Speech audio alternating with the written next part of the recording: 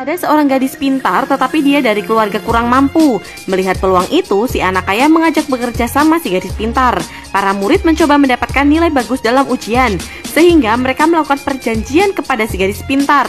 Si gadis pintar membuat trik menghafal jari untuk memberi jawaban ujian kepada teman-temannya. Mereka menggunakan not piano agar tidak ketahuan. Si gadis pintar membuat alibi les piano untuk masuk grup prioritasnya. Dengan mudah, si gadis pintar mendapatkan uang dari jasa jokinya. Si gadis pintar mendapat saingan seorang pemuda pintar. Karena keduanya pintar, mereka diikutkan lomba cerdas cermat.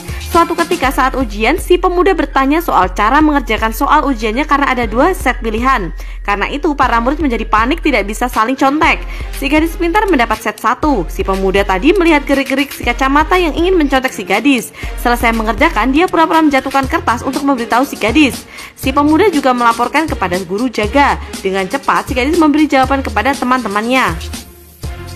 Si gadis selesai memberi jawaban kepada temannya. Kini dia menukar kertas ujiannya dengan sebelahnya untuk memberi jawaban kepada temannya dengan set 2. Karena waktunya mepet, si gadis berusaha secepat mungkin dan datanglah guru jaga mengambil kertas ujiannya. Saat di halaman, tiba-tiba si gadis dan si kacamata dipanggil ke ruang kepala sekolah. Di sana mereka disidang karena terindikasi melakukan kecurangan. Ternyata yang mengadukan mereka si pemuda.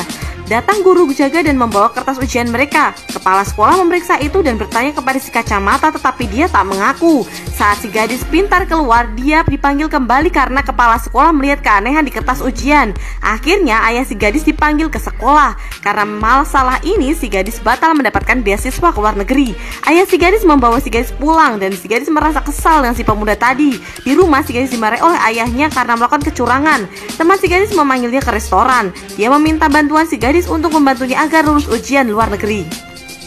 Si gadis memberikan pesan untuk menolak dan mengembalikan buku temannya kepada resepsionis. Tiba-tiba ada seorang pria sedang menelpon anaknya dan berkata bahwa di tempatnya saat ini sudah malam. Mendengar itu, si gadis melihat jam dinding hotel satu persatu. Si gadis terhenti dan mendapatkan ide gila. Esoknya dia bertemu dengan teman-temannya. Dia mulai membuka peta tetapi temannya tak mengerti maksudnya. Si gadis menjelaskan ide gilanya yaitu akan terbang ke Australia untuk melakukan ujian di sana.